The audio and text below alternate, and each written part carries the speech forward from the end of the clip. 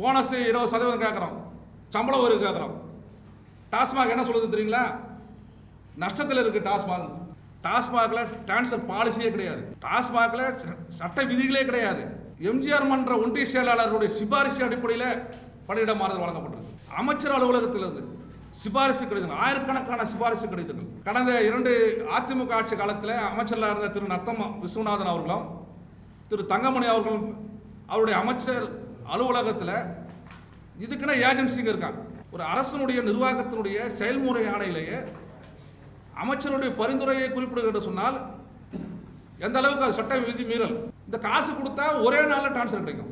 ஆனால் இங்கே எல்லாமே தவறாகவே வந்து கொண்டிருக்கு. காவல்துறையும் கையில் வைத்திருக்கக்கூடிய இந்த முதன்மை செயலாளர், மதுவிலக்கினுடைய முதன்மை செயலாளர் இவ்வளோ கோளாறு நடக்குது, இதை பற்றி கவலையே படலை. இவ்வளோ பெரிய ஃப்ராடு நடந்துட்டு இருக்கு, மோசடி நடந்துட்டு இருக்கு, முறைகேடுகள் நடந்துட்டு இருக்கு, எதை பற்றி கவலைப்படாமல் இருக்காங்கன்னா இவர் யாருக்காக இந்த அரசாங்கத்தினுடைய அதிகாரிகள் இருந்து கொண்டிருக்காங்க தான் நாங்கள் கேள்வி எழுப்ப வேண்டும். மாற்று கருத்து இல்லை, மாற்று கருத்து இல்லை. நீங்கள் சொல்ல நான் அதான் சொல்றேன், நாங்கள் மூடி மறைக்கல சார், மூடி மறைக்கல. இந்த கடைகள் எல்லாம் தவறு நடக்குது சார். சரிங்க சார். இல்ல நாங்க என்கரேஜ் பண்ணல சார், நாங்க தொழிற்சங்கம் என்கரேஜ் பண்ணல சார். அந்த தவறு செய்யற ஊழியர் மீது நடவடிக்கை எடுக்கிற அரசாங்கம். ஆனா அந்த தவறை சுட்டி காட்டி பிளாக்மெயில் பண்ணி பணம் மறைக்கிற ஏற்பாடு இப்ப வந்துட்டு இருக்கு. 15 ரூபாய் அதிகமா விக்கிறதுக்கு கட்டாயப்படுத்துறாங்க, நாங்க விக்கிறோம் அப்படின்றது நாங்க சொல்லல சார். நீங்க எல்லா கடையும் ஒரே மாதிரி பார்க்காது சார். தமிழ்நாடு அரசினுடைய மதுவிலக்கு மற்றும் ஆயத்தீர்வைத்துறையின் கீழ் செயல்படக்கூடிய தமிழ்நாடு மாநில வாணிபக் கழகம் 1983ஆம் ஆண்டு துவங்கப்பட்டு இது நாள் வரை தங்கு தடையின்றி செயல்பட்டு வருகிறது. இந்த நிறுவனத்திலே மது விற்பனையானது தமிழகத்தில் மொத்த உரிமை பெற்ற ஒரு நிறுவனமாக இந்த டாஸ்மாக் நிறுவனம் இருக்கிறது.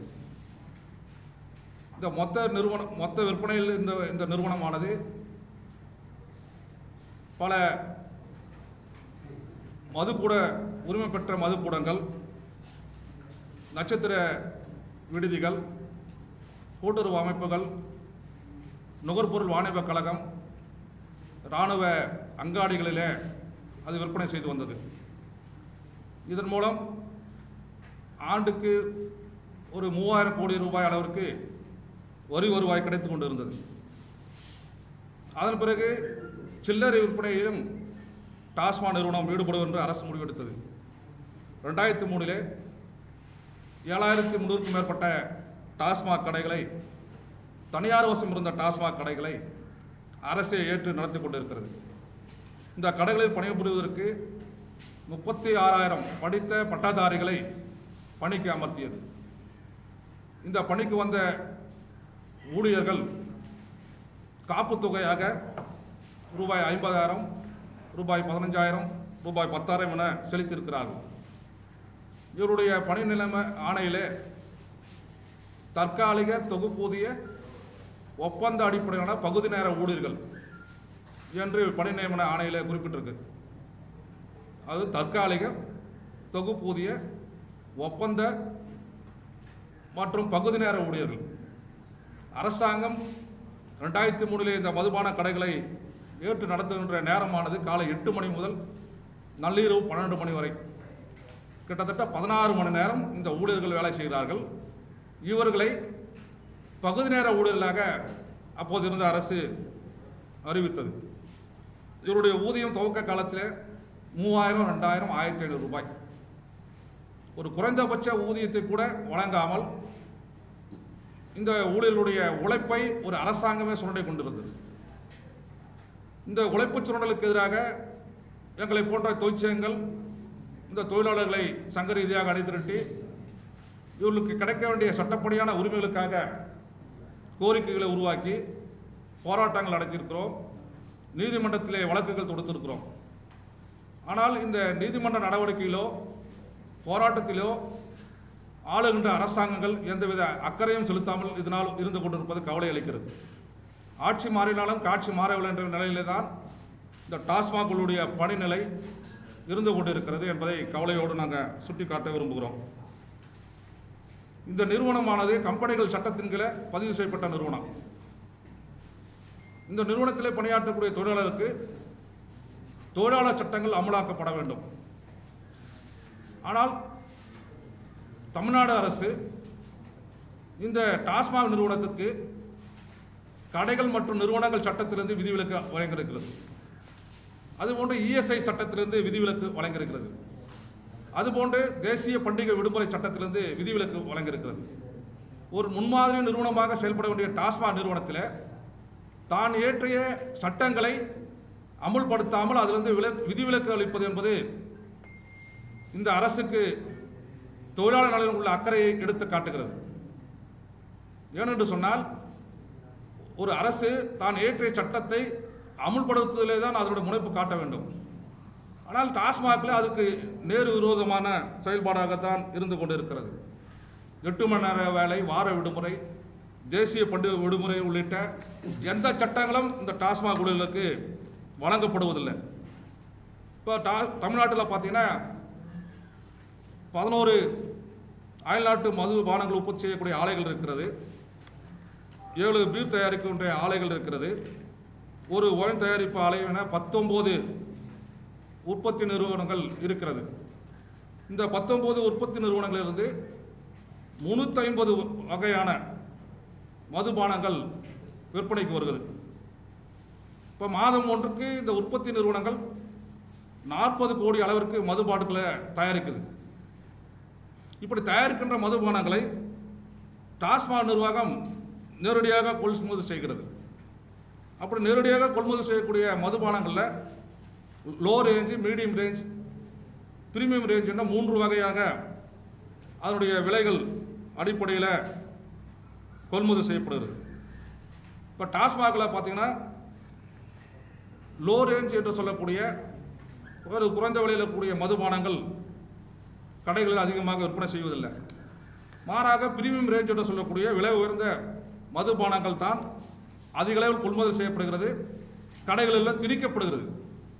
ஒரு வியாபாரம் செய்யக்கூடியவர் நுகர்வோர் என்ன பொருளை விரும்புகிறாரோ அதுதான் அதிக அளவில் கொள்முதல் செய்வார்.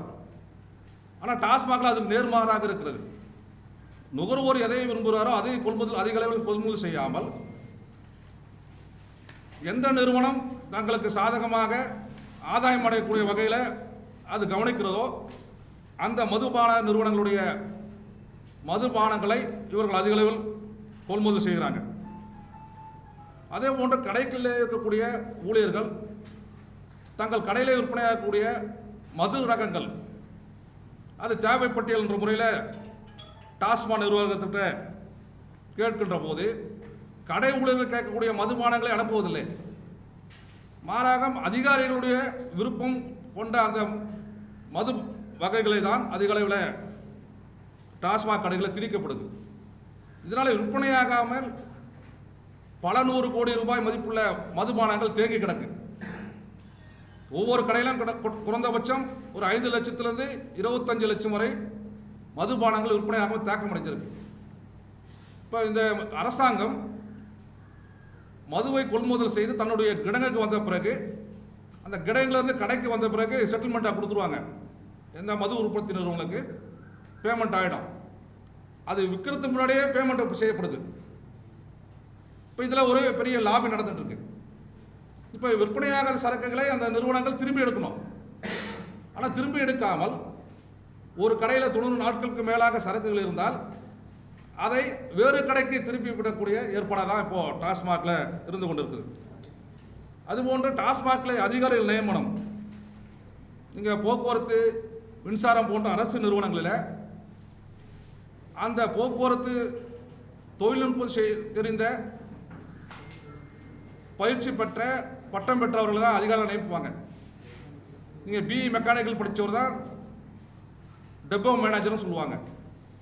அதே மாதிரி இமெயிலை பார்த்தீங்கன்னா பொறியியல் பட்டப்படிப்பு படித்தவர்களாக அதிகாரிகள் நியமிப்பாங்க. ஆனால் டாஸ்மாகில் எந்த கல்வி தகுதியும் கிடையாது. காரணம், இந்த நிறுவனத்தினுடைய விதிகளில் டாஸ்மாக் மாவட்ட மேலாளர் என்ற பொறுப்பிற்கு டெபுட்டி கலெக்டர் என்று சொல்லக்கூடிய துணை ஆட்சியர் நிலையில் உள்ளவர் தான் மாவட்ட மேலாளராக நியமிக்கப்படணும். ஆனால் 2003 அதிமுக ஆட்சி இந்த மதுபான கடைகளை ஏற்று நடத்துகின்ற போது MBA என்ற கூடிய படிப்பு படித்த தனியார்களை நியமனம் செய்கிறாங்க. அந்த தனியார்கள் அவர்கள் ஏதாவது தவறு செய்தால் அவர்கள் ஒழுங்கு நடவடிக்கை எடுக்க முடியாது. பணம் கையாடல் பண்ணால் அவர்கிட்ட பறிமுதல் செய்ய முடியாது. ஒரு துணை ஆட்சியர் நிலையில் இருக்கக்கூடிய பதவிக்கு தனிநபர்களை நியமித்தது அப்போதைய அதிமுக அரசு. இப்போதும் அந்த ஒப்பந்த அடிப்படையில் தனியார் அதிகாரிகள் தொடர்ந்து கொண்டிருக்கிறாங்க. இப்போ இவர்களுக்கு சட்டம் தெரியாது, தொழிலாளர் சட்டம் தெரியாது, கம்பெனி ஆக்ட் தெரியாது, எந்த சட்டமும் தெரியாது. இவர்கள் தானெடுத்து மூப்பாக இந்த நிறுவனத்தை சீரழித்துக் கொண்டிருக்கிறார்கள் என்று நாங்கள் குற்றம் சாட்டுகிறோம். இந்த ஒப்பந்த அதிகாரிகளுக்கு எந்தவித சட்டங்களும் தெரியாது.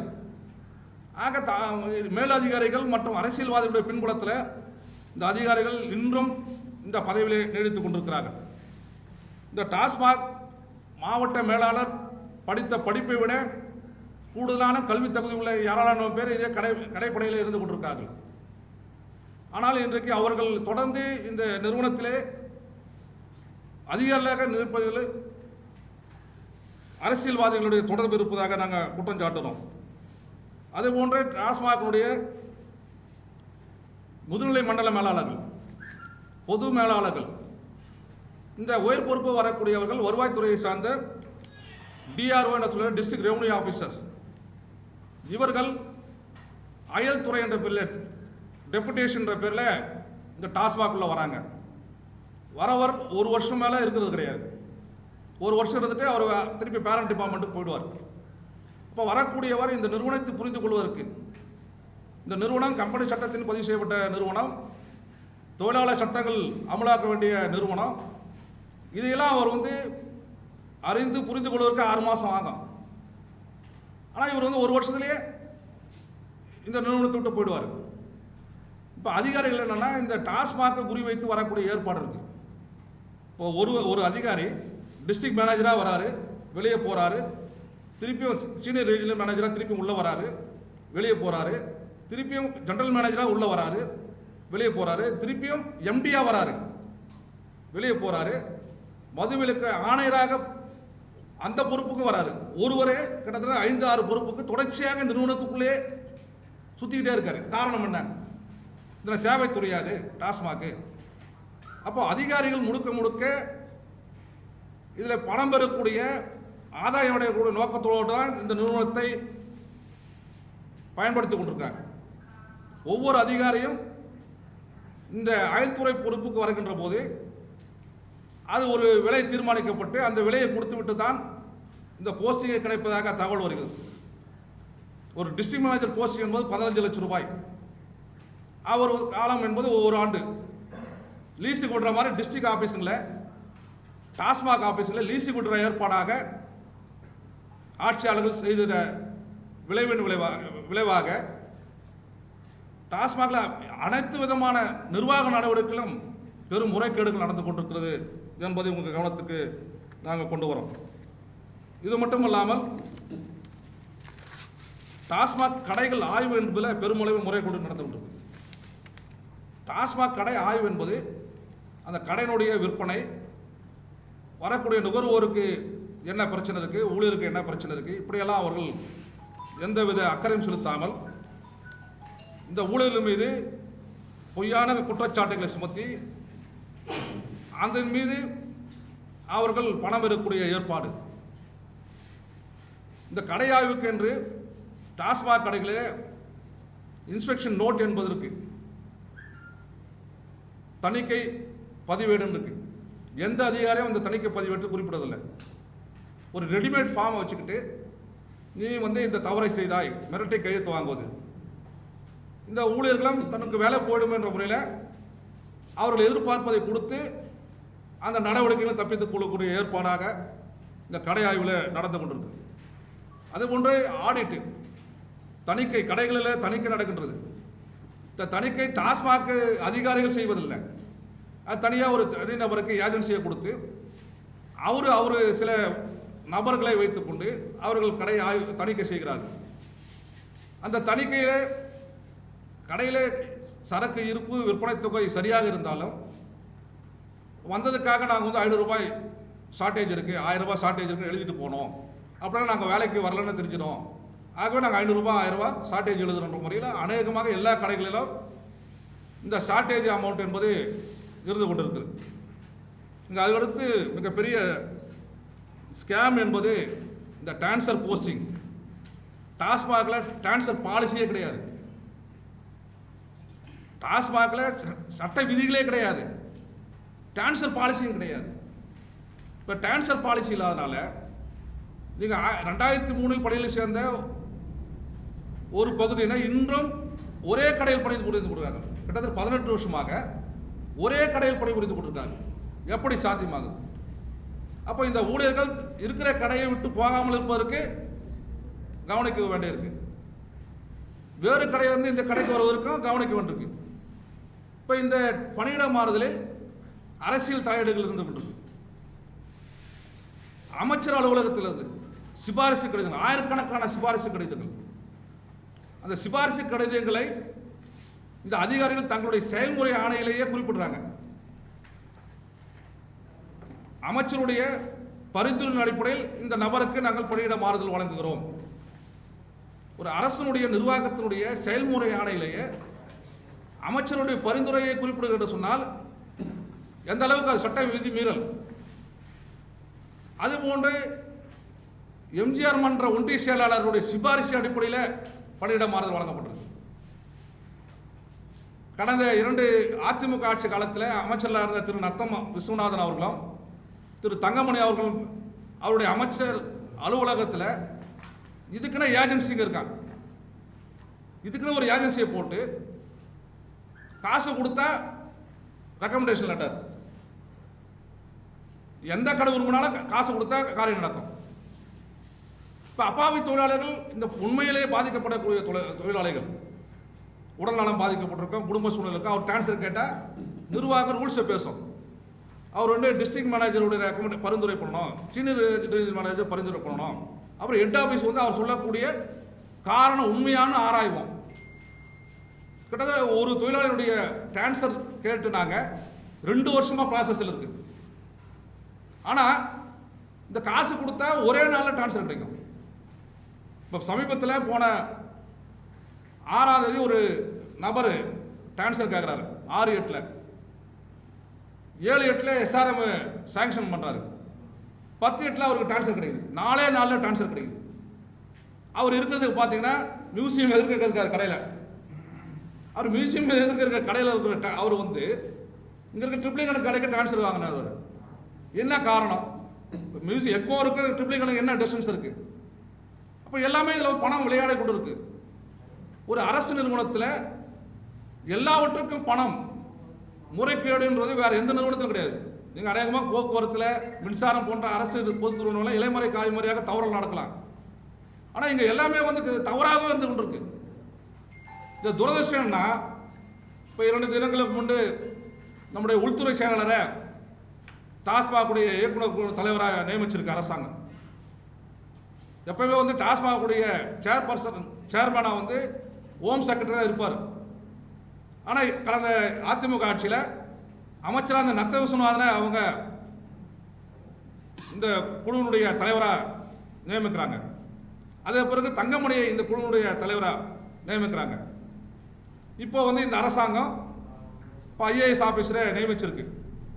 இப்போ அவர் யாருன்னா உங்களுக்கு வந்து கூடுதல் தலைமை செயலாளர் அந்தஸ்தில் இருப்பவர். இந்த டாஸ்மாகுடைய துறை செயலாளர் அவர். இவ்வளோ கோளாறு இருக்குது, இவ்வளோ பிரச்சனை இருக்குது. உள்துறையும் கவனிக்கிறார் அவர். காவல்துறையும் கையில் வைத்திருக்கக்கூடிய இந்த முதன்மை செயலாளர், மதுவிலக்கினுடைய முதன்மை செயலாளர், இவ்வளோ கோளாறு நடக்குது, இதை பற்றி கவலையே படலை. இந்த இயக்குநர் குழுமத்தில் இருக்கக்கூடிய அதிகாரிகள், உள்துறை செயலாளர், நிதித்துறை செயலாளர், வருமான வரித்துறை செயலாளர், மதுவிலக்கு ஆணையர், மேலாண்மை இயக்குனர், இந்த 5 பேரும் IAS ஆஃபீஸர்கள், சாதாரண ஆட்கள் கிடையாது. IAS ஆஃபீஸர்கள் இந்த டாஸ்மாக் இயக்குநர் குழுமத்தை நிர்வகித்துருக்காங்க.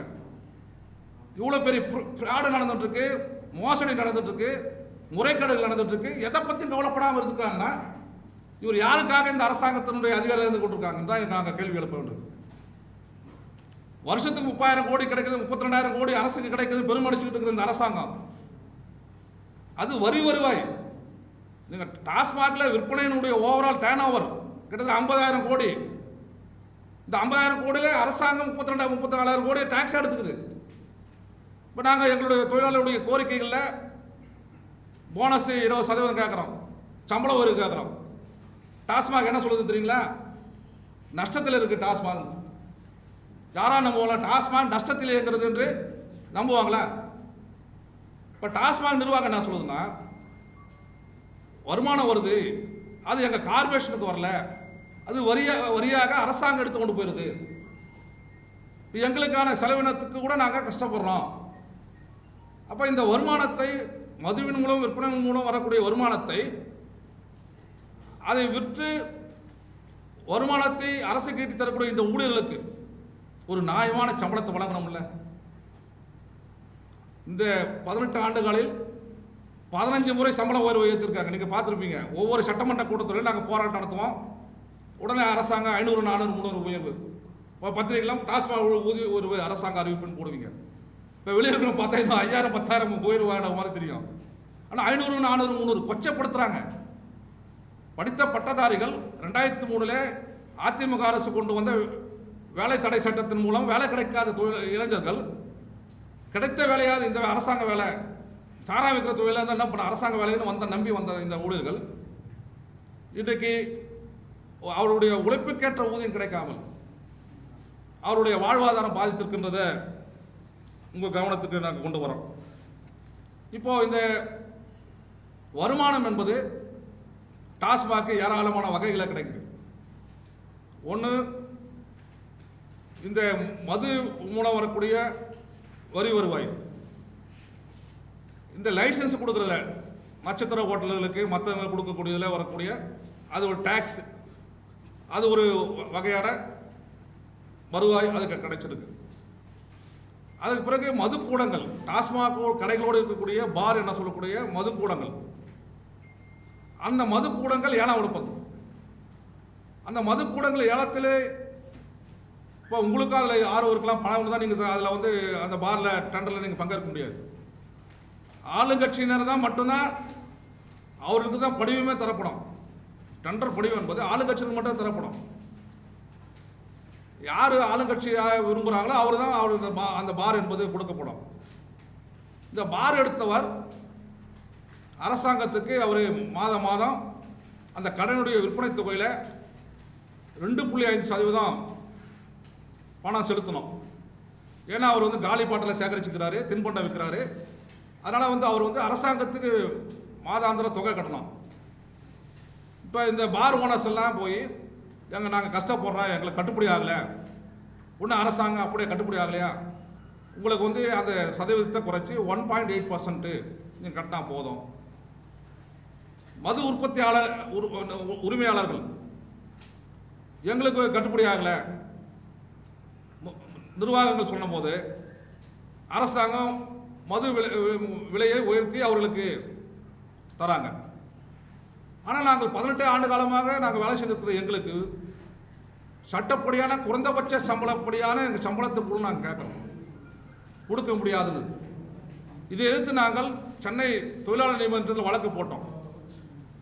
சென்னை தொழிலாளர் நீதிமன்றம் எங்கள் பக்கம் இருக்கிற நியாயத்தை ஏற்றுக்கொண்டு எங்களுக்கு ஆதரவாக சாதகமாக தீர்ப்பு வழங்குது. கிட்டத்தட்ட நாங்களுடைய எங்கள் கிளைம் என்பது 5 ஆண்டு காலத்துக்கு.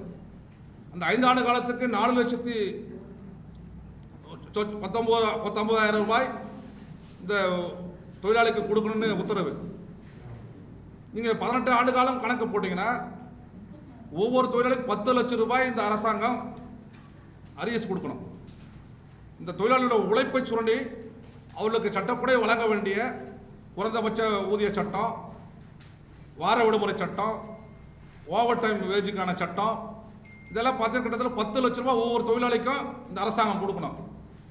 அப்புறம் 26,000 தொழிலாளிகள் கணக்கு பார்த்தீங்கன்னா கிட்ட 2,000 கோடி ரூபாய் இந்த தொழிலாளி கொடுக்க வேண்டிய பணத்தை வச்சுட்டு இருக்கு.